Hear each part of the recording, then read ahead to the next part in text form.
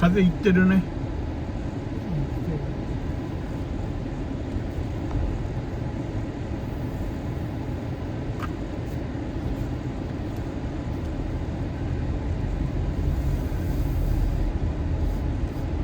で今日は何あれじゃなかったわけ。そう違うよ。あれもヨガだった。あれはヨガだったからクラスを入ればよかったのに。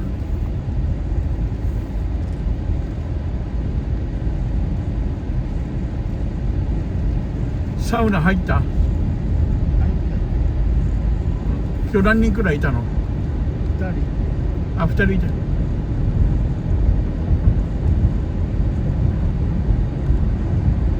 シャワーも入ったね。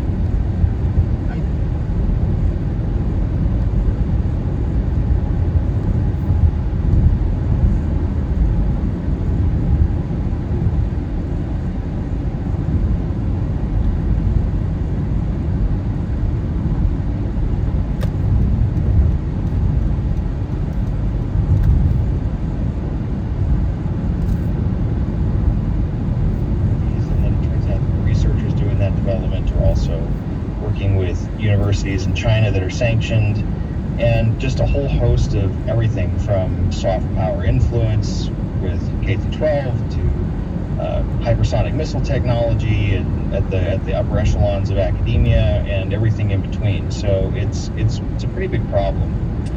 Yeah, and this is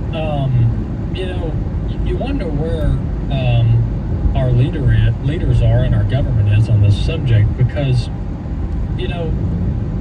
they try to dance around the question, is China our adversary? And some say they are, some say they aren't, or they just don't answer the question. But it's abundantly clear that China's means of operating, both domestically and internationally, are vastly different than America's. And their purpose in influence American education is clearly to sway public sentiment, at a minimum to sway it in the direction of China. That's a more kind of vanilla approach, but also this gets into infiltrating America's national security secrets, as you mentioned, and partly in your report about stealing research from universities. A lot of this research is government-funded research, that some of it's military-related. Do you think our leaders understand that China's not our friend, or do you think there's still debate in Washington about that? I think it's a mix of naivete and downright complicitness. I think it's a combination, because I've seen China hawks on both sides of the aisle. I've seen China doves on both sides of the aisle. And just broadly speaking, I think culturally in the U.S. we don't see education as a sphere where adversaries would pay a lot of attention, but that's really not the case. And universities, for their part, they're interested in the incentives for international connections and funding, and China offers elements of both of those things. From China's standpoint, even at the more mundane, not related to hypersonic missiles, you see an interest in influencing who has the skills for Mandarin. And if you can control that, and you have a number of Mandarin speakers in the U.S.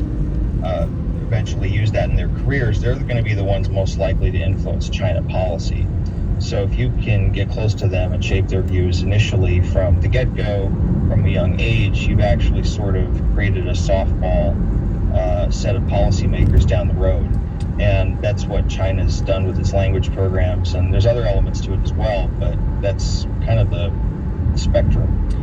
You mentioned, and then I want to ask you one or two more things, slightly unrelated to the study, but nonetheless, you mentioned in the report about how China works with local municipalities and state-level officials to exert influence through some various forms of economic partnerships. Talk a little bit about that, because a lot of this is focused on Washington, D.C. A lot of our attention is, but the infiltration can even be with state and local officials, right? Oh, absolutely. So in 2011, there was a Confucius Institute's conference in San Francisco where they actually laid out something of a strategy, and it had multiple elements to it. And you can actually read the verbatim in the report, but you basically look for top-down policy support from state governments, legislative bodies, educational institutions. You try to get access and support from the school district superintendents, principal administrators, and then ultimately get down to the local community, business leaders, and parents. And you have this sort of layer by layer, including with teachers unions, to essentially build partnerships where you can access the whole educational apparatus. And China's been pretty successful at that in terms of its efforts. It at the same time, it is more muted. It's widespread in that we found Confucius classrooms at basically every kind of school district you can imagine, from major metropolitan areas to rural towns in places you've never heard of, and everything in between. And at the same time, a lot of students actually aren't studying Chinese. It's not a very common language for students to learn, despite China's efforts. So it's kind of a mixed bag in that. But China does have a very layered and conscious approach to what it's doing. Well, I have first-hand experience, second-hand technically, but I knew people that were working for a local airline parts. This company was basically stripping old airplanes, Boeing, etc., and reselling the used parts back to airlines for maintenance purposes. And but this company, I found out, it was very surprising, was out of China. But they were headquartered in Memphis, Tennessee, running these operations of what on its face looks like kind of a boring industry, right? Stripping airplane parts and reselling them. Like they're running basically the eBay of airline parts. But strategically, it made perfect sense. I mean, they had access to all of this proprietary Boeing technology because they were the ones stripping the airplanes once the airplanes were being retired. So it's just examples like that are all over the place where China has strategically inserted itself into the everyday operations of the American economy. Let me ask you one last thing. Once again, we're talking to Dr. Ian Oxtabad. He's Senior Fellow of Foreign Affairs and Security Studies at the National Association of Scholars. This isn't in your report. It's related to China, but the whole story about American farmland and China and Chinese nationals buying up America's farmland and just leasing it back to American farmers. Have you guys looked into that? Can you speak even broadly or briefly to that? Yeah, I can. So from an NAS standpoint, we're pretty much focused on education, although it is part of a broader Chinese strategy of what Beijing is doing. As a political economist and someone who's taught courses on economic warfare, I can tell you that what China's doing in a lot of ways is very reminiscent of what old European colonial powers did to places like the Ottoman Empire. They would get carve-outs in the economy, and then they would insert themselves and get monopolies in certain industries and certain geographic areas and influence like that. So what you are seeing is, I don't want to say direct colonization, that's too strong, but you are seeing something like that in terms of capitulations that you saw with the Ottoman Empire taking place here with China. You see it even with tariff circumnavigation, where you have Chinese companies that suddenly become quote-unquote Mexican companies and are selling products through Mexico to the U.S., even though they're actually Chinese companies. So this is one aspect of that. And if you can control the land and you can control key elements of the supply chain, even if it's something as mundane as airline parts, all you have to do is turn it off. And then the government has to seize things and auction it off, et cetera, in a crisis situation to actually get things back moving again. Mm-hmm. And that's a very tall order. So that's what China's doing. Yeah, very strategic and smart on their part, but something that we ought to be paying attention to and countering at every turn. One last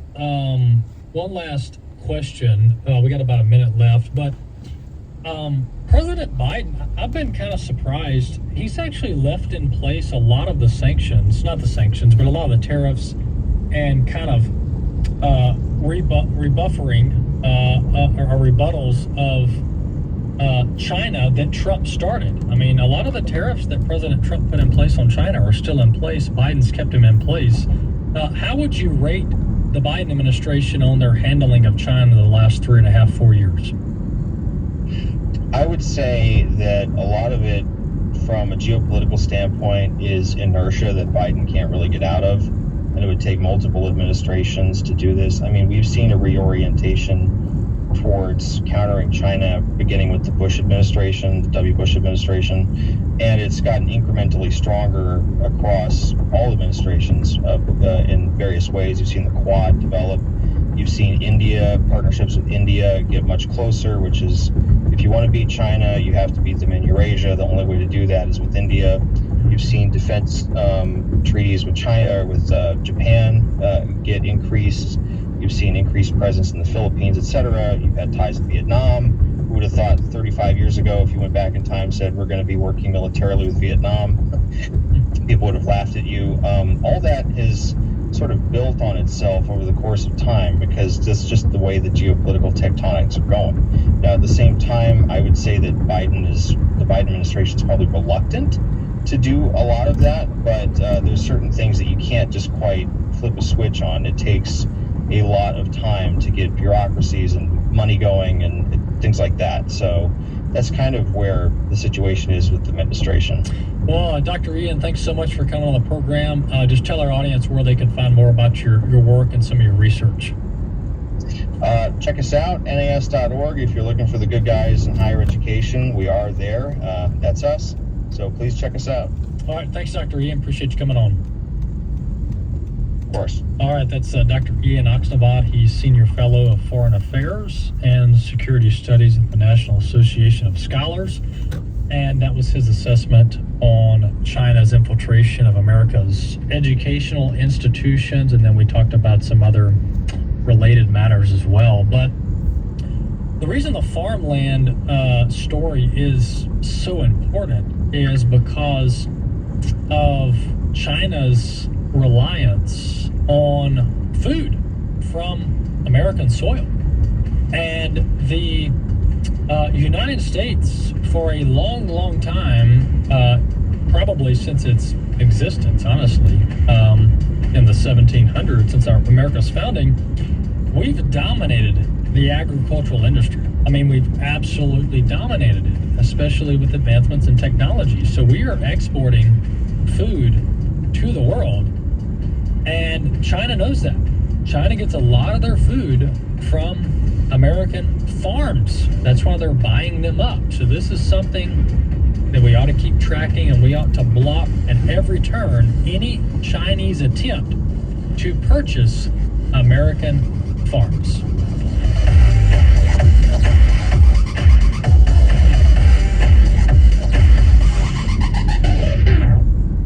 The views and opinions expressed in this broadcast may not necessarily reflect those of the American Family Association or American Family Radio.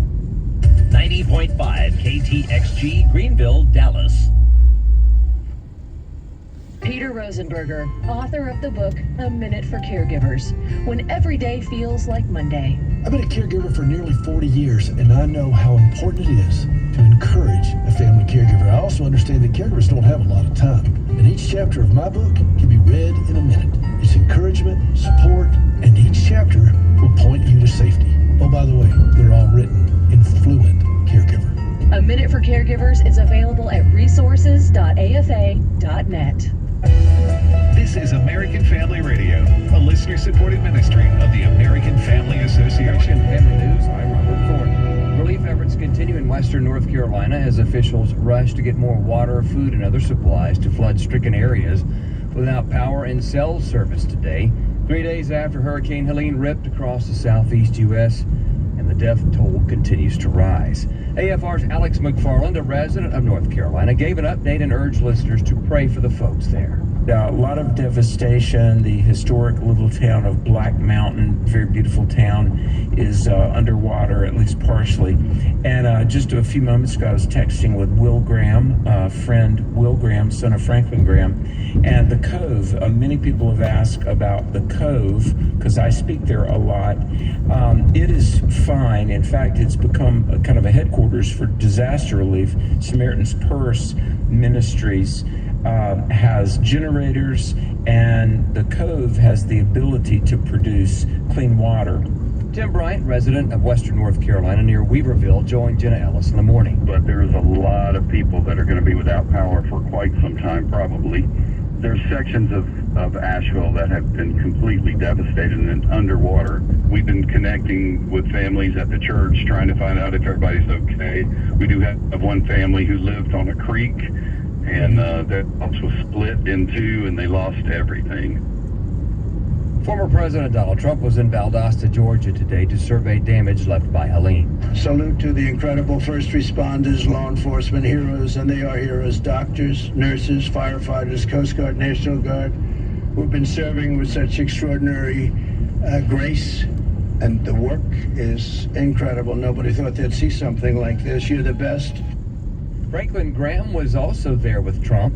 Our Father and our God, we come today to say thank you for these men and women who are here as volunteers. Thank you for the president who has taken time to come and to see it for himself, to shake hands, to encourage. Outlet WALB reports in downtown Valdosta, storefronts were destroyed and some business owners fear that they will be unable to reopen due to the amount of damage. Time is running out to avoid a dock worker strike as negotiations remain at a standstill. Here's Fox's Brooke Taylor from Texas. All signs point to a strike happening as soon as that clock hits midnight. Both sides just can't seem to agree. Now, we've been here for hours since this morning. I have seen hundreds of trucks go in and out of this port trying to clear all of the containers because, again, come this time tomorrow, those trucks are probably not going to be allowed in here or any other port for that matter. Texas is the #1 export state in America, according to the Port Authority of Houston. The port is crucial for the nation's oil and gas supply. Houston's the #1 in exports of petroleum, according to the Houston ports. The International Longshoremen's Association is demanding higher wages and a ban on automation in order to protect jobs. A 14-year-old homeschool girl in West Virginia was starved to death because of parental neglect, and education officials persist in seeking more restrictive controls. Here's AFN's Bob Kellogg. Superintendent of Education Michelle Blatt thinks there needs to be more home assessments to make sure homeschool parents are complying with the law. Homeschool legal defense attorney Kevin Bowden says additional restrictions can be detrimental. We understand that that's bad. We never want to see that occurring. But to not swing the pendulum too far such that we actually degrade the very families or degrade the very rights that generally lead to love and nurturing care for children. He says Blatt has suggested county schools could be given the ability to revoke parents' right to homeschool and return kids to public schools. Let's have a presumption that children are at risk with their parents at home, and unless they're seen by a mandatory reporter from the state, then they're going to be in jeopardy and they're going to be at risk. And I wholeheartedly reject that premise. Bowden says Blatt's premises are based on the idea that the state is the ultimate caretaker of children, and therefore the state needs to supervise parents. See more news at afn.net. Did you know that what happens in your state legislature affects your daily life, liberty, and property just as much as what happens in the White House? Maybe even more.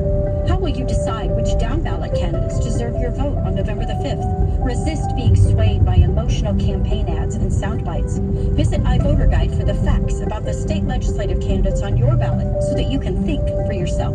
Election Day is Tuesday, November the 5th. Vote wisely with iVoterGuide.com. That's iVoterGuide.com.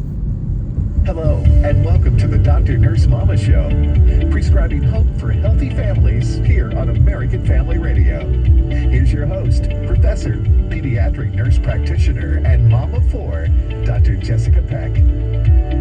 Well, hey there, friends. and welcome. I'm so glad that you're here wherever you are. If you're driving down the road, if you're at work, if you're at home, if you are just enjoying your time with your kids, or whatever it is that you're doing. I'm just so grateful to have part of your afternoon. I know that your most valuable commodity is your time.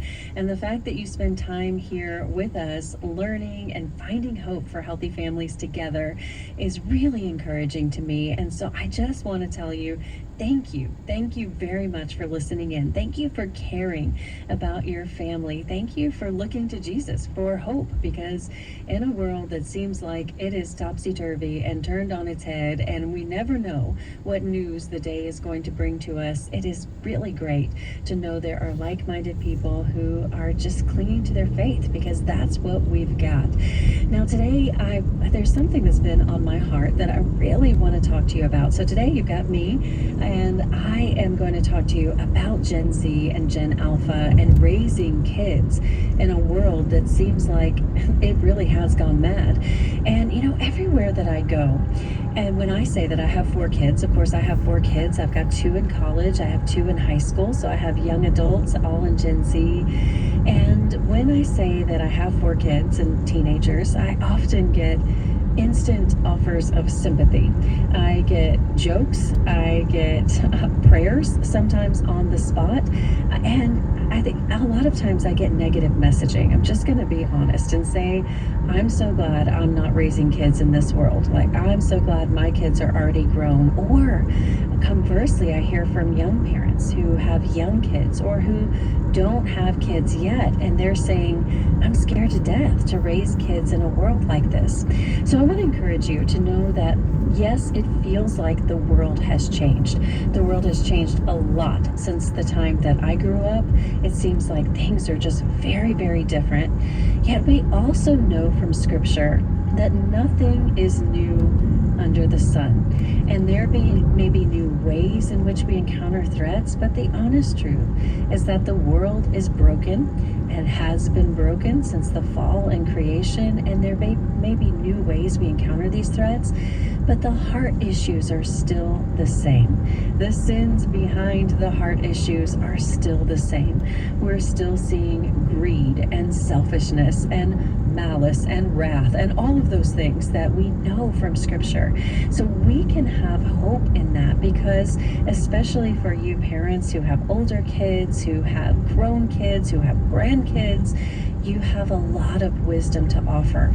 And sometimes I hear frustration from younger parents saying, you know, well, I don't know, my parents don't know about this, or they don't know about this threat.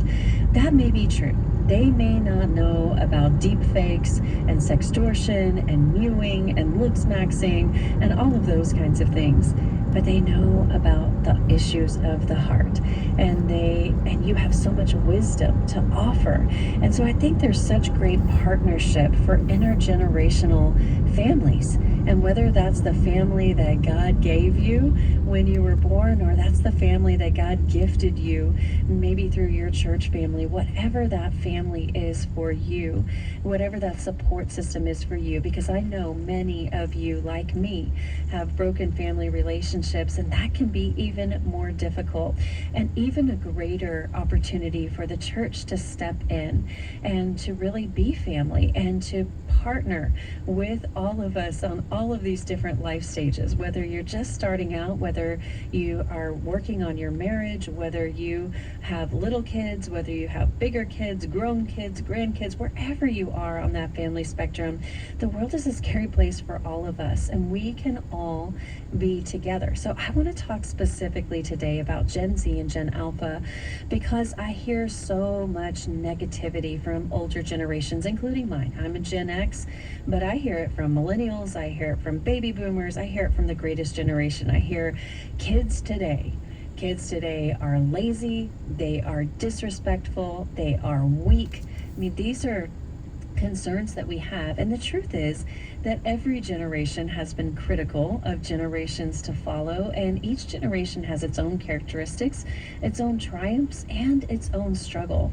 So I want to give you some perspective and kind of how did we get here in talking about these generations. And I really want you to walk away feeling empowered to influence the worldview of younger generations. And to do that, to influence their worldview, we first have to view the world as they see it. And what I see is a lot of just discounting of saying, basically your worldview is dumb, it's wrong, it's misguided, it is ridiculous. Just insert any negative adjective that you want to insert.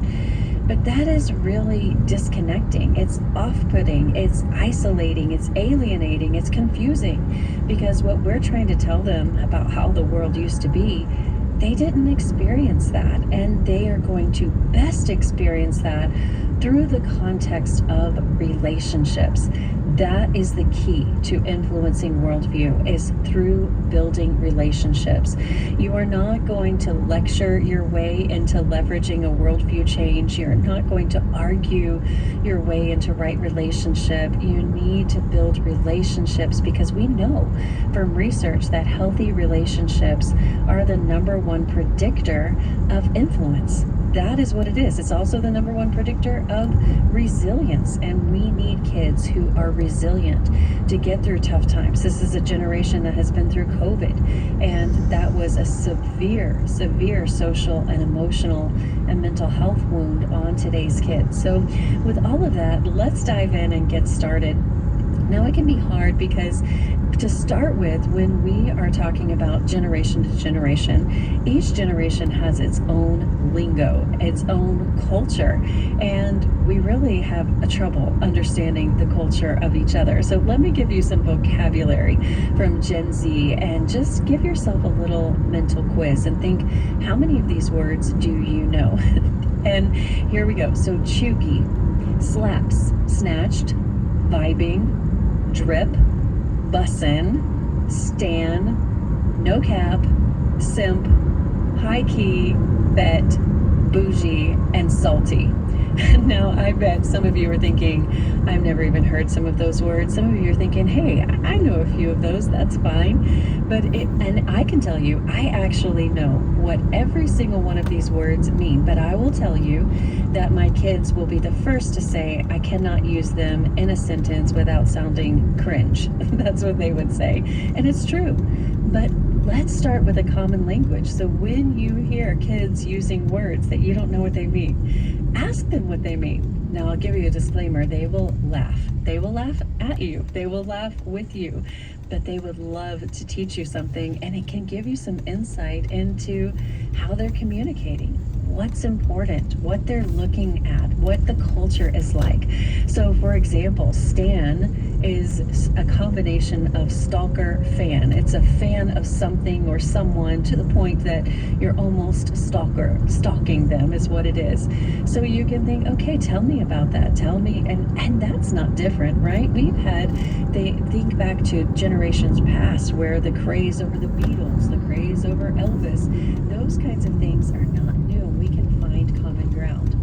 The other thing that we look at is cultural icons. We have celebrities. Celebrity culture is a reality of modern day American life. So some of the celebrities that Gen Z follows is Noah Schnapp. If